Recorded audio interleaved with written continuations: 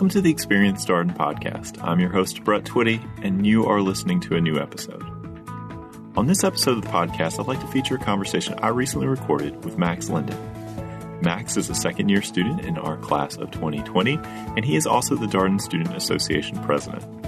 Max and I sat down recently to talk a little bit more about his background, what he did before coming to Darden, why he decided to pursue an MBA, what he's enjoyed about his time here, as well as his advice for prospective students. So without further ado, here is my conversation with Max Linden. Max, welcome to the podcast. Thank you, Brett. It's great to be here.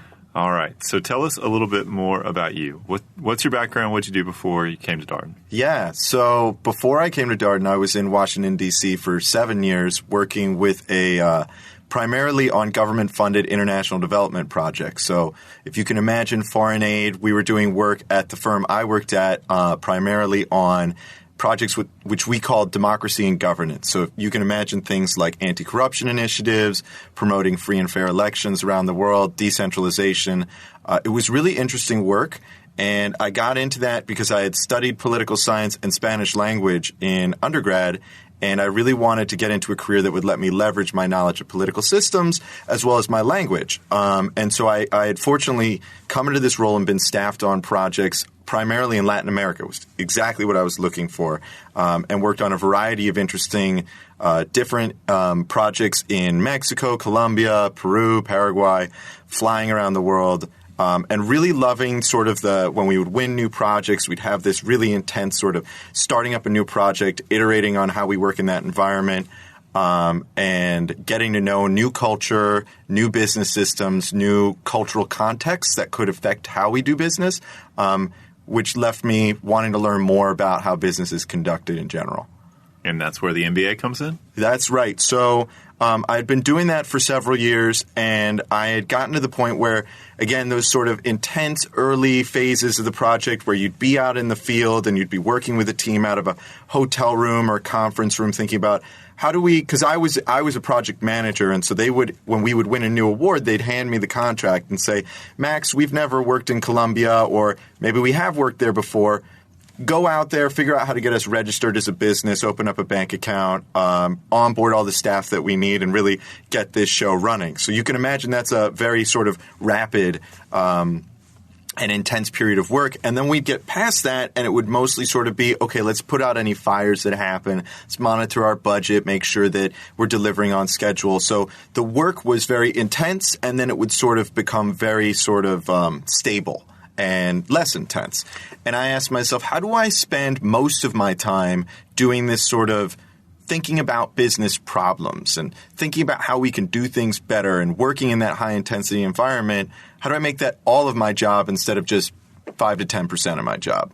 And so I had done a bit of research, and I learned about management consulting as a potential career path, and it aligned with a lot of the things that I was looking for. But I recognized very quickly that with my background in political science and Spanish and sort of public sector adjacent work, I had some gaps in my knowledge that I really needed to fill in order to get that enterprise perspective I was looking for to be able to be a strong candidate for one of these management consulting firms. So that's what started me down the path of looking for an MBA. So was Darden a school you always knew about? Was it one that sort of popped up on your radar as you did your research? How did you learn about Darden? Yeah, great question. It did pop up on my radar as I started to do my research. So as I mentioned, we were in the D.C. area. I am married. I actually met my wife through the work I was doing previously. She was also based in D.C., and I started by casting a wide net around sort of the D.C. area, several hours within that range, just to look at what are the programs that I could be at where it wouldn't be a requirement for my wife to have to move, because I felt like it wasn't fair for me to put that burden on her. I think she would have moved for me if I had asked her to, but I didn't want to frame things that way. And so I started doing my research, and I said, let's see what's in that range, and then if I want to cast a wider net and I'm not finding what I like, then I will. And looked at a number of different schools, and of course found Darden very quickly because it is quite close to D.C. area, and I fell in love. The number of things that resonated with me about the school, I'd start doing research on the website, and I'd look at other resources, and I kept having these sort of moments where I'd stop and say to myself, oh, Oh, that's really interesting. I really love that, and that aligns with my objectives. And so a couple of things really stood out to me there that a lot of people talk about when they talk about Darden, specifically the commitment to academic rigor and the case method. And after 7 years being out in the professional workforce, I just couldn't imagine myself being in a passive learning environment. I wanted to be engaged. People who know me well know that I like to have a rigorous debate and conversation, and so I felt like that was an environment where I would thrive and I would push myself to be engaged. And then I came to Darden and I saw what that actually looked like, and I saw that at a number of other places, and I was blown away by the experience. There was, I walked into a room for a class on accounting, which I remember being slightly disappointed when I came for my visit, and I was put in an accounting class, and I thought, how interesting could an accounting class be taught in the case method? And it was, I'll never forget, it was taught by Mark Haskins, and who's been with Darden like 30 years now, Jedi Master of the case method. And the case was Giberson's Glass Studio, which is a case that's based on a local entrepreneur in the Charlottesville area who is blowing glass and is having some accounting trouble. And he went straight into the role as Giberson, and the students in the classroom were like consultants advising him. And he was this entrepreneur who didn't know anything about business but had these ideas, and so seeing the professor act as a character and how much I was learning, having not had the luxury of reading the case before being there. I walked out of that room knowing a lot more about the subject matter, made me think, wow, this is a place where I could really be transformed. So that element of it was really important to me. I think the next thing that really appealed to me was sort of how Darden has a very general management perspective, and it teaches the whole enterprise. And the core gets you that exposure to these different aspects of business, because I saw myself at some point in my future wanting to be a general manager, and I wanted to fill those gaps in how does the business succeed that I just didn't have knowledge about. And then the last thing that really appealed to me, coming from a career in foreign aid and doing good for the work and or for the world through work that I really felt good about, Darden had a unexpected level of commitment to business ethics that really, really resonated with me. Through my research, I learned that it was the first school to require an ethics class as part of its core curriculum. I think that we're typically thought of as more of primarily a teaching institution, but in the area of research on business ethics, we're one of the best in the world. And so that meant a lot to me, and learning more about figures like Ed Freeman and his research and how his ideas have sort of pushed things forward in the area of business ethics meant a lot to me, and I wanted to be at a place that I felt like that was infused into the curriculum. Well, stakeholder theory, stakeholders, you start to see that language used more and more by your Fortune 500 companies, your leading CEOs. That's obviously one of Ed's big ideas, and just incredible, the sort of evolution from it's all about the shareholder to it's about stakeholders. They were talking about how shareholder value isn't the gospel anymore, right? And I'm sure Milton Friedman was sort of rolling over in disgust, but you could see this permeating the sort of zeitgeist of business thought right now, and I think that's a good direction that we're going in. I think it reflects the sort of conscious sense about capitalism that people have in my generation, and you see it driving up into the way that leaders are thinking about how they run their companies now. So you'd mentioned being out in the workforce for 7 years. You came back to school. Probably been a little while since you'd had homework and reading. Obviously, you had a job and you had a lot on your plate. But imagine school was a bit of an adjustment, or coming back to school was an adjustment. What was it? That's a guess on my part. Yes, certainly an adjustment. I think it's after so many years in the workforce, it's hard to think about having a different schedule from, sort of a Monday through Friday, regardless of the hours that you work. It's different. You have a little bit more degree of control over when you spend your time working, although the first year at Darden in the core tends to be very intense. And for good, it's a really great thing because, I always tell students when they're interested in Darden that it is a transformative experience. Part of that is the intensity that makes it so transformative. It's almost like a language immersion program, but in the intuitive thought of business, right? You come out on the other side, and it's not like you've just learned a bunch of tools or, some vague concepts. You come out with a really fundamental understanding of the things that drive capital markets, or the way to think about cost drivers in, an area of operations, and, how to make a business be successful. It just becomes a part of you. And I remember, I'd been taking core marketing. I was probably at the end of the first quarter, and I couldn't look at ads the same way, because immediately I would think, who's the segment that they're targeting here, and why did they make the choice to put that person on the ad, or why this channel to present the ad, and so very transformative, very intense, and so it was an adjustment for me, and I think out of that came a better set of skills around how do I manage my time. How do I decide what's important for me to invest my energy in, and what is good enough? All skills that I think are extremely valuable for me as I think about my future career, because you've got to be able to prioritize to be successful at any point in business, but also as a business executive. If I've learned anything, it's that there are a million areas on which you could focus your attention to make your business better, but you've got to choose a couple if you really want to make some significant impact. So I think that's one more way that it may not be advertised, is how the way that the Darden curriculum is structured helps you be more prepared, but it does. Well, your point about managing your time, I've had a lot of these conversations with our executive MBA students, but it's true for any Darden student. You can't do everything, and you have to develop that idea of what is necessary for me to be ready for this class, to be able to walk into the room and have a perspective, and what is just overkill, right? What might be a nice to have, or, if I had more time. I think that's a really important skill for a leader, because you have to be able to relentlessly prioritize. No, this is the important thing right now. I can't focus on these other things. I'll get to them, but this is what should be taking my time right now. That's right.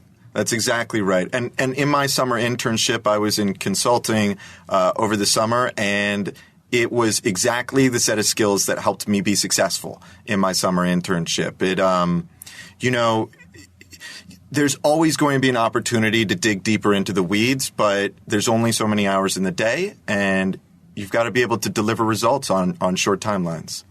So the thing that I talk to a lot of prospective students about, and get a zillion questions about it, because it doesn't plainly say what it is obviously the case method, and it sounds mysterious. Most people have not had a case experience. Maybe they've been to a case discussion in networking reception that we've had as a prospective student event, but they wonder what it all means. I've been asking some of your classmates to sort of explain how they explain the case method, to talk a little bit more about that. How would you explain the case method to a prospective student? Wow, that's a really interesting question. I think it's true. I sort of think of it as a concept that's familiar to me. But if I had somebody who had never understood or heard anything about it, I think what I'd start off by saying is that these are all real scenarios that we're looking at. And that element of realistic context helps you get into the moment and say, this is a challenge that I could actually face. And so you're given a situation that's been faced by some real manager, right, in the past, where they've had to make some kind of executive decision in the face of a problem. And you are breaking down that problem and analyzing what's the information that matters to me to make this decision. And sometimes you're given a set of exhibits which include some real business numbers, or maybe they've been disguised because it's a real company and they haven't given you the exact numbers, but fundamentally the insights are the same. And you go through and you use some kind of new analytical tool that maybe you've learned, or maybe you're about to learn it, but you're faced with this problem and you say, how do I decide if I'm going to, invest in a new Target store in Pennsylvania versus one in New York City, right? And what are the benefits and what are the downsides to those two choices? And I think what's really fascinating is, so you spend this time individually reading about this case, coming up with a hypothesis for what you think ought to be done, learning a new tool, hopefully, for how to break that problem down. And then you go into, this is how we do it at Darden, you have a learning team that you sit down with, and you present your ideas and you debate them with them. And as you're having this discussion, you're developing that deeper and deeper understanding about the subject, that deeper and deeper intuition. And maybe you don't get all the way there to a solution by the time you're out of your learning team that you love. Maybe you're still sort of, I'm not totally sure. I feel like we're moving in the right direction. I've got a sense of how to analyze this, but I've got 2 or 3 options, and they all seem like they're good for certain reasons and bad for others. And then you go into the classroom. And now you're in a room with probably nobody from your learning team, but 64 other people that you are, who've all read the same case and have all come up with their own sort of conclusions. And you have this discussion that's led by a professor. I would say even more so facilitated by a professor who's reaching around the room and calling on students and getting them to drive this discussion forward towards what is the decision that we want to make. And I think what's really great about that is that because we're all coming from different places in our pre-Darden lives, we bring different perspectives to how we're analyzing and breaking down the problem. And we bring a different level of understanding. So there are going to be people in the room who are feeling really confident about a subject in one course, and they may be less confident in another. And so the whole room starts moving forward together.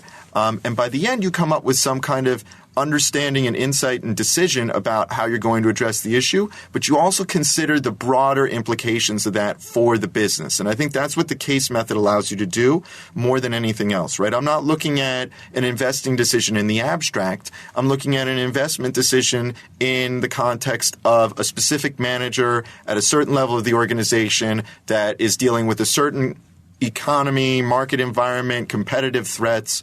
And that's what we're really going to do when we leave this place. That's what being a manager is about. You're not just making decisions in a vacuum. So I think that's very powerful, unique aspects of the case method. That's a tremendous explanation. I think the thing that has struck me in all the student answers is that sort of accountability of you got to be ready to participate, and somebody's going to ask you your opinion.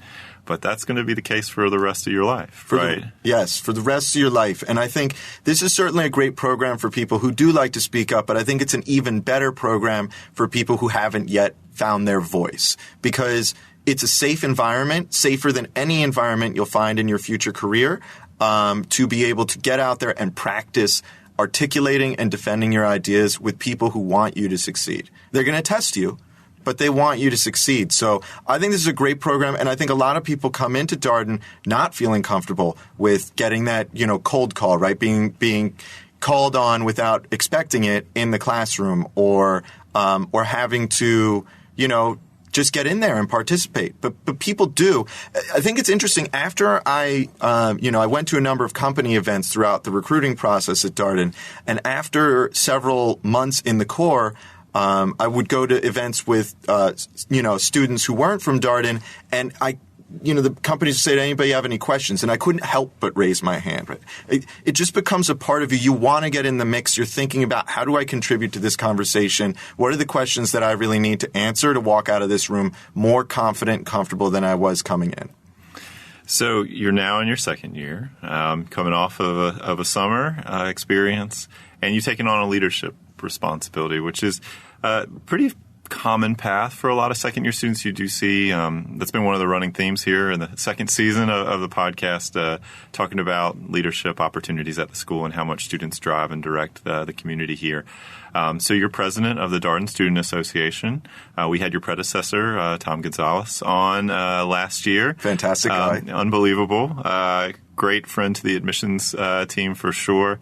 What attracted you to this role? You obviously got a lot on your plate. You're doing a lot of things. DSA President is a pretty significant commitment. What attracted you to the role? Yeah, a couple of things. So first was I really wanted to give back to Darden. I think, by the elections happened sort of towards the middle of the third quarter. And by that point, I had been so impressed by how much I had gotten out of being a member of this community, both personally and professionally. I'd really grown in the way that I think about things. I had developed close bonds with the people around me. And I just felt so invested in Darden, and I had a recognition that part of what makes it what it is student leadership. That's not unique to Darden. It's actually sort of a value that the University of Virginia has. Student leaders at this university are extremely empowered. I've never seen a place like it. I learned that, as a student leader, you really do have a whole lot of leeway to make change. And you see that through the things that happen. Like this year, we totally overhauled the orientation program for new students, and that was done through feedback to the administration on the academic side, and then through the student side. We've implemented a number of small cosmetic improvements. We've installed some new furniture. We overhauled the appearance of one of the coffee shops here at Darden. So students, as leaders, get a lot of you have a lot of opportunity to make this place better for everybody else. And I came away with a strong recognition that the people who came before me did that. They helped build the community into what it is. The second-year students, when I was a first year, really helped me on my journey. And I couldn't think of a better way to repay the debt of service that I felt to Darden than to take on a leadership position. So obviously you have a platform to do a lot with the Darden Student Association, that sort of rare student organization that serves everybody here. What's on your agenda? What are your goals for the year? Yeah, great question. So I think the big things that we've been thinking about are how do we continue to foster the sense of community that makes Darden so special? And so we started with, as I mentioned, an overhauled orientation program to really help students acclimate to Darden, manage with some of the stressors that come with being a member of a new community, help them to understand that this is a place that's going to support them and cares about every single one of them, even when they're feeling not as great, and it's certainly through the times when they're feeling great to celebrate them. So that was a big part of that. There's some initiatives around that that I'm looking at in terms of student communication. Right now, communication is very fragmented across a number of platforms like WhatsApp, GroupMe, text messages. It's hard for students to create easy ways to communicate to each other, be it over email, et cetera. And so I'm looking into, is there a platform like Slack or Microsoft Teams that we could implement for the entire school that everybody would be in that would make it easier for them to self-organize into groups? Like maybe they don't want to create a club for watching movies, but there's a group of students who love watching, action flicks, and they want to get together on a regular basis. We can make that a little easier for people to set up, and then for other people to know, hey, that group exists. I want to be a part of it. How do I join right in, with these public chat channels and things like that? So that's high on the list for me as something that I'm looking at. I think the other thing that we've been looking at is how do we continue to make dining really great at Darden. So there's been some major overhaul of Cafe 67, which I mentioned is one of the coffee shops here at Darden in terms of the overall student experience. One of the big achievements we had this year is we got the costs there reduced by 25%, which was great.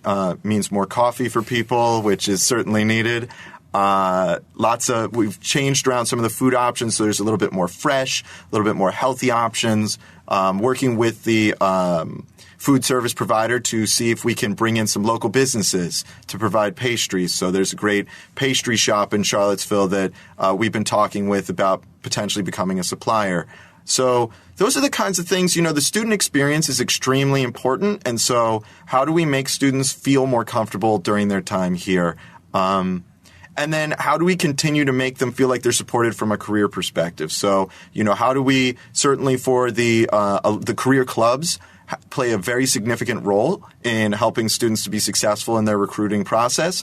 And that's also a different process for everybody. In particular, international students have a different journey through the recruiting process than a lot of other students. And so we've been working with the clubs to be more targeted in how do I understand the specific needs of the international students who want to go into consulting or into banking or into tech? And how do I tailor my offering that also provides them with the support they need and sets them down a path towards success? So those have been priorities for us going into this year. Well, that's a pretty ambitious agenda. Lots of different spokes to it for sure. I've been very impressed by the way that the school has really built resources to support international students here.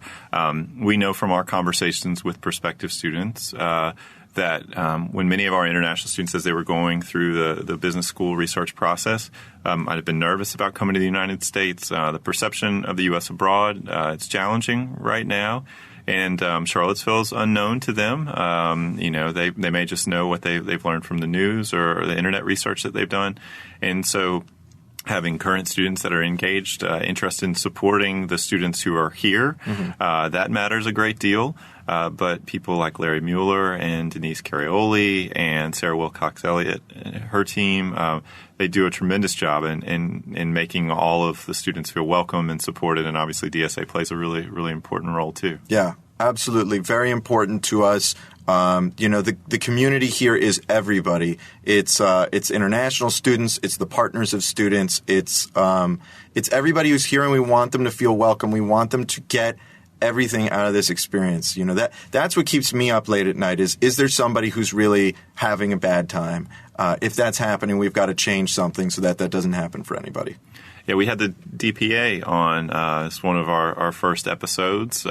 Fortunate to have had the opportunity to work with some Darden partners in admissions, and just hearing about that organization and everything that they do. Obviously, for people who are relocating to Charlottesville with a partner, there are a lot of questions around finding a job and what will the community be like, because it is a smaller city. But DPA does a great job, and I was really struck by their comments around how inclusive the community is for partners as well. Without a doubt. So I'm actually, in the end, my wife did come with me to Charlottesville, and the DPA has been extremely supportive to her. And not just the DPA, but the students in general. When we go to events, it's not like they're looking at her like she's some foreign creature. She's a part of this community. I think many of her best friends here at Darden are other students. And so that's just the mentality that we bring to everybody that's a part of our community. I can't think of a single event that she wouldn't be invited to that the students are putting together. It's great. It's a good place to be. And Charlottesville is a wonderful place to be with a spouse because it is such a beautiful place to live. There's such great energy. It's very cosmopolitan, I think in part influenced by the fact the University of Virginia is here. But it's situated in this sort of really beautiful, rustic, historical community that, has all these, beautiful natural resources around it with the mountains and the vineyards. And we had always wanted to be in Charlottesville, actually, just to, spend a vacation. And now we got to spend a 2-year vacation in a manner of speaking. Darden's doesn't always feel like a vacation, but we get to spend a lot of time here and take advantage of everything that the city has to offer. So we talked about your leadership responsibilities here in the second year. Let's talk about academics a little bit. What classes are you excited about? How did you choose to sort of plot the academic course of your second year? Yeah, so interesting because when we start registering for second year classes, we think about what's the whole year going to look like and what are all the courses that I'm interested in. And some very serious decision making goes in. What matters to me?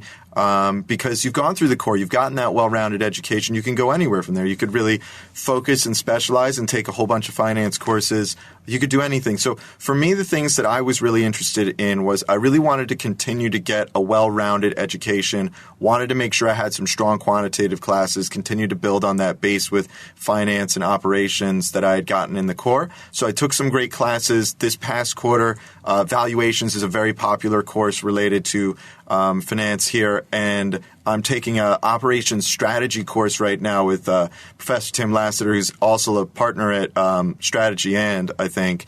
And that class has been phenomenal. I did work on operations strategy over the summer, so it's been very relevant to the work that I've done, and I think some of the work that I will continue to do in my future career. And it's highly, highly relevant. I can see myself applying those frameworks. So those have been great. I mentioned as well just an interest and excitement about the ethics curriculum at Darden, and one of the classes I'm most excited about is a class called Ultimate Questions, which is taught by Andy Wicks, who's a distinguished professor of ethics here at Darden as well. And that class really dives into what are the ultimate questions of life, happiness, morality that I need to answer to help me understand what's the life I really want to live and lead. And I think it's so important to ask those questions and to come up with an understanding of what are the things that really matter to you and what do you value, because otherwise I think you run the risk of rationalizing the wrong decisions in the heat of the moment. So I'm very much looking forward to that class as helping me to build the foundation for good decision-making that meets what I define as good for me and my view of the world and a good life.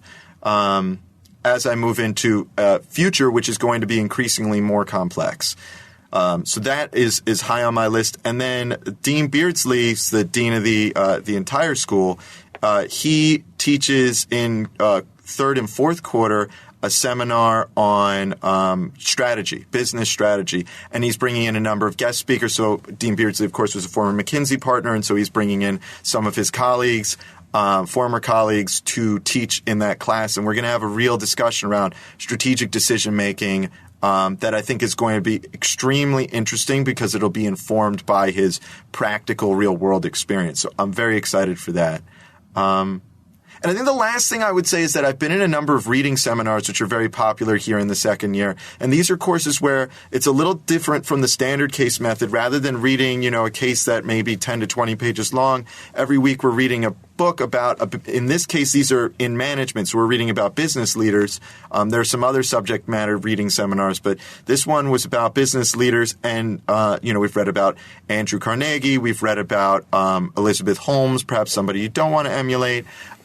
We've read about Warren Buffett and looked at, in understanding the life and the careers and the success of each of these individuals, what are the lessons that I can take away from their experiences that then will help me to be more successful as a leader, as a manager, as a somebody who's driving my future career and life? All really important questions. So what's cool about those is that rather than being a large class with 30 to 60 people in it, it's 12 people in a room, and it's taught by 2 alumni of the Darden School, and it's very much a conversation. It gets very deep, and there's a lot of participation and there's a lot of reflection, and so I think those classes have been extremely valuable to me. A lot of depth to the classes that you're taking. Certainly, Andy Wick's class, Ultimate Questions, the reading seminar you mentioned.